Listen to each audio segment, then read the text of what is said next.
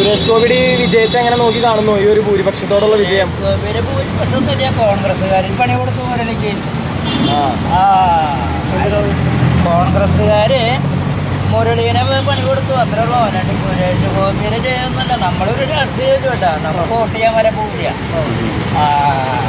ഇത് സുരേഷ് ഗോപി ഇനി മലപ്പുറം ജില്ലയില് ലീഗുകാർ ചെയ്യണമാരെ ചെയ്ത സീറ്റ് പിടിച്ചു നിർത്താം.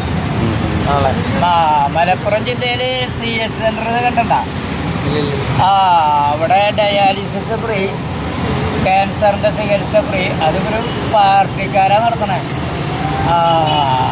അങ്ങനെ ചെയ്യണം. അല്ലാണ്ട് സുരേഷ് ഗോപി പോക്കറ്റിൽ നിന്ന് കാശ് എടുത്തിട്ട് നാട്ടുകാർക്ക് കൊടുത്തെന്ന് പറയലല്ലാണ്ട് ഇവിടെ അർഹതപ്പെട്ടവന് ഞാൻ നോക്കിയിട്ട് കാണാനില്ല. ജില്ലാ ആശുപത്രിയുടെ ഇവിടെ ഒരു 40 കൊല്ലത്തോടെ ഞാൻ ഫുട്പാത്ത് തുടങ്ങിയിട്ട് അയാള് നമുക്ക് പറയാമല്ലോ. ഇനിയൊരു നല്ലൊരു മാറ്റം ഉണ്ടാവുമെന്ന് തോന്നുന്നുണ്ടോ? എനിക്കൊരു പ്രതീക്ഷയില്ല. അതൊക്കെ ഇത്രയ്ക്ക് തന്നെയുള്ളൂ. മോളിലേക്ക് ചെല്ലുമ്പോൾ അവരുടെ പാർട്ടി ഭരണ കേൾക്കണം.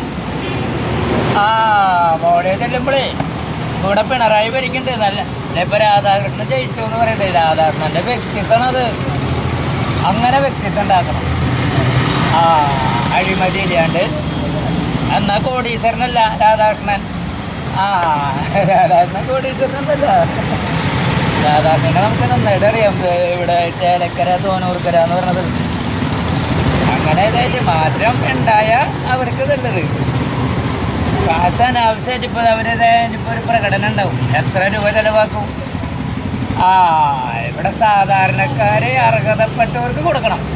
റെക്കമെൻഡേഷനെ സഹായിക്കുന്ന കുറേ പാർട്ടിക്കാരുണ്ട്. നമുക്ക് നല്ല അനുഭവമാണ്. മനസ്സിലായ? അങ്ങനെയല്ല സഹായിക്കേണ്ടത്. പിന്നെ സുരേഷ് ഗോപിയുടെ കൂടെ നിൽക്കണവർ അതെ അവര് എന്ത് ചെയ്യുന്നത് നോക്കാം.